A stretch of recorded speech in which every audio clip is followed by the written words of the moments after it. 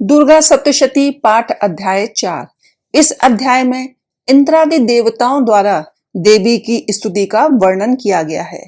ऋषि कहते हैं, अत्यंत पराक्रमी दुरात्मा महिषासुर तथा उसकी दैत्य सेना के देवी के हाथ से मारे जाने पर इंद्र आदि देवता प्रणाम के लिए गर्दन तथा कंधे झुकाकर उन भगवती दुर्गा का उत्तम वचनों द्वारा स्तवन करने लगे।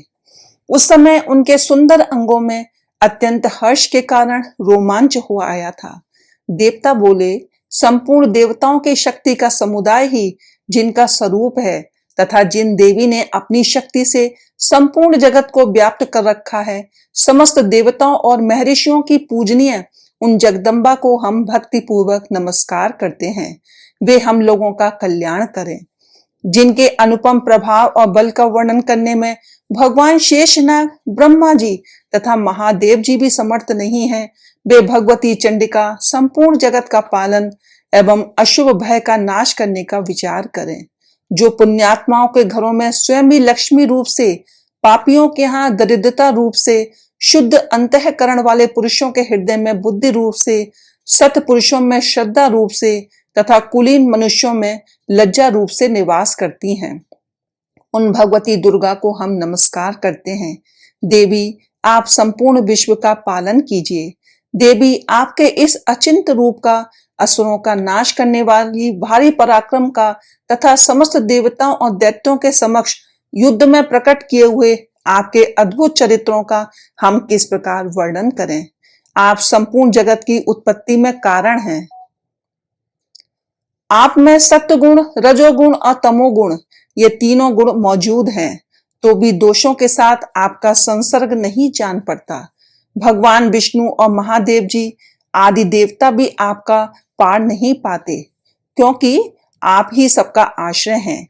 ये समस्त जगत आपका अंशभूत है, क्योंकि आप सबकी आदिभूत अव्याकृता परा प्रकृति हैं।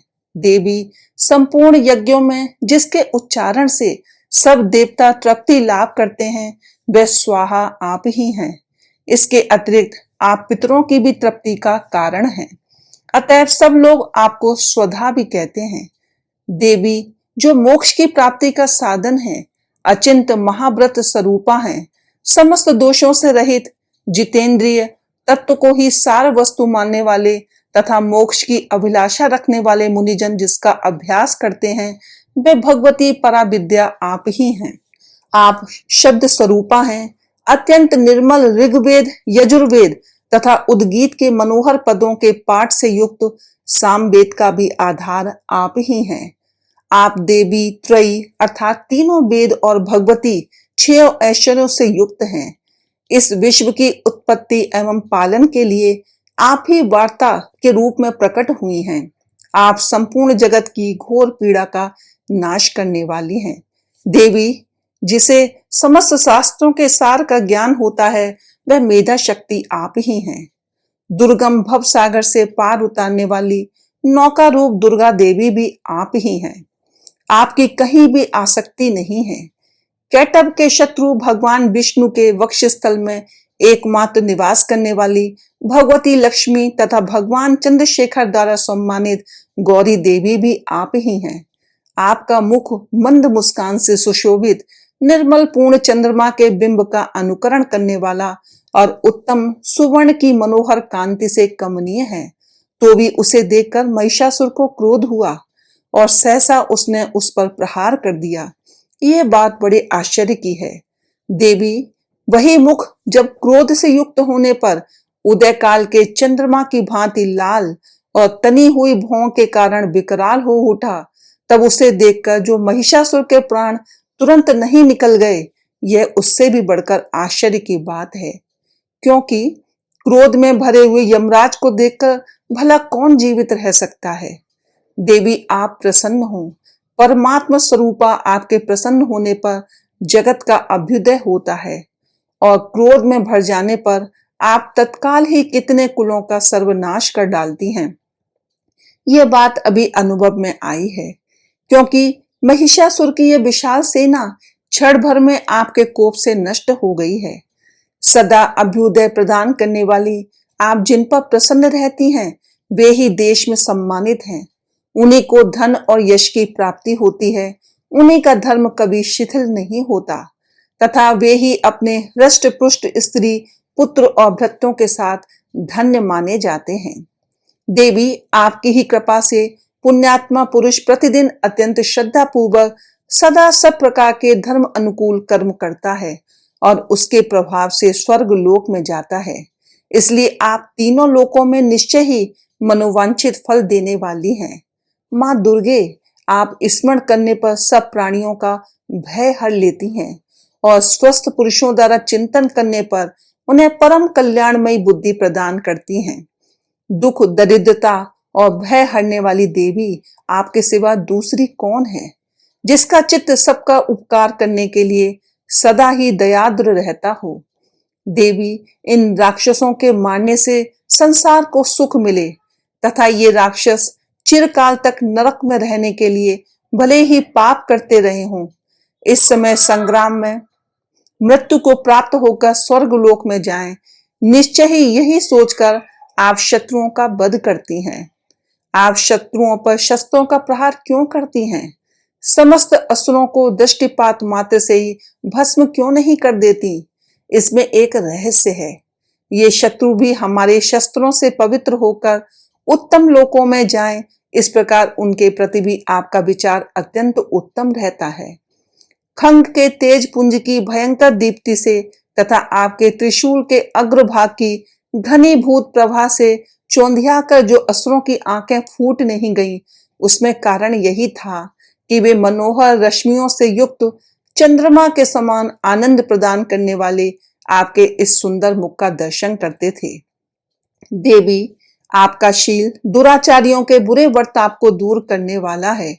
साथ ही यह रूप ऐसा है जो कभी चिंतन में भी नहीं आ सकता और जिसकी कभी दूसरों से तुलना भी नहीं हो सकती तथा आपका बल और पराक्रम तो उन दैत्यों का भी नाश करने वाला है जो कभी देवताओं के पराक्रम को भी नष्ट कर चुके थे। इस प्रकार आपने शत्रुओं पर भी अपनी दया ही प्रकट की है। वरदायिनी देवी, आपके इस पराक्रम की किसके साथ तुलना हो सकती है तथा शत्रुओं को भय देने वाला एवं अत्यंत मनोहर ऐसा रूप भी आपके सिवा और कहाँ है? हृदय में कृपा और युद्ध में निष्ठुरता, ये दोनों बातें तीनों लोकों के भीतर केवल आप में ही देखी गई हैं। मात, आपने शत्रुओं का नाश करके इस समस्त त्रिलोकी की रक्षा की है। उन शत्रुओं को भी युद्ध भूमि में मारकर स्वर्ग लोक में पहुंचाया है तथा उन्मत्त दैत्यों से प्राप्त होने वाले हम लोगों के भय को भी दूर कर दिया है। आपको हमारा नमस्कार है। देवी, आप शूल से हमारी रक्षा करें। अंबिके, आप खड्ग से भी हमारी रक्षा करें तथा घंटा की ध्वनि और धनुष के टंकार से भी हम लोगों की रक्षा करें।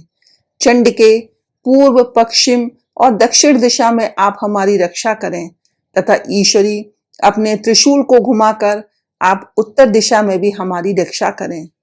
तीनों लोकों में आपके जो परम सुंदर एवं अत्यंत भयंकर रूप विचरते रहते हैं, उनके द्वारा भी आप हमारी तथा इस भूलोक की रक्षा करें। अंबिके, आपके कर पल्लवों में शोभा पाने वाले खड्ग, शूल और गदा आदि जो जो अस्त्र हों, उन सबके द्वारा आप सब ओर से हम लोगों की रक्षा करें। ऋषि कहते हैं, इस प्रकार जब देवताओं ने जगत माता दुर्गा की स्तुति की और नंदन वन के दिव्य पुष्पों एवं गंध चंदन आदि के द्वारा उनका पूजन किया, फिर सब ने मिलकर जब भक्ति पूर्वक दिव्य धूपों की सुगंध निवेदन की, तब देवी ने प्रसन्न वदन होकर प्रणाम करते हुए सब देवताओं से कहा। देवी बोली, देवताओं, तुम सब लोग मुझसे जिस वस्तु की अभिलाषा रखते हो उसे मांगो। देवता बोले, भगवती ने हमारी सब इच्छा पूर्ण कर दी, अब कुछ भी बाकी नहीं है, क्योंकि हमारा ये शत्रु महिषासुर मारा गया। महेश्वरी, इतने पर भी यदि आप हमें और वर देना चाहती हैं, तो हम जब जब आपका स्मरण करें, तब तब आप दर्शन देकर हम लोगों के महान संकट दूर कर दिया करें तथा प्रसन्नमुखी अंबिके, जो मनुष्य इस स्रोतों द्वारा आपकी स्तुति करे, उसे वित्त, समृद्धि और वैभव देने के साथ ही उसकी धन और स्त्री आदि संपत्ति को भी बढ़ाने के लिए आप सदा हम पर प्रसन्न रहें। ऋषि कहते हैं, राजन, देवताओं ने जब अपने तथा जगत के कल्याण के लिए भद्रकाली देवी को इस प्रकार प्रसन्न किया, तब वे तथास्तु कहकर वहीं अंतर ध्यान हो गई।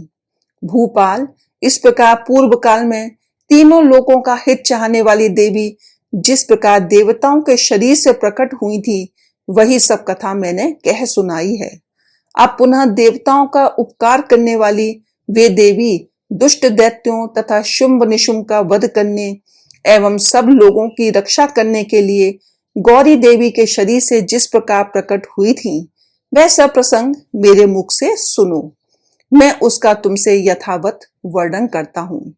इस प्रकार श्री मार्कंडे पुराण में सावर्णिक मनवंतर की कथा के अंतर्गत देवी महात्म्य में शक्रादि स्तुति नामक चौथा अध्याय पूरा हुआ।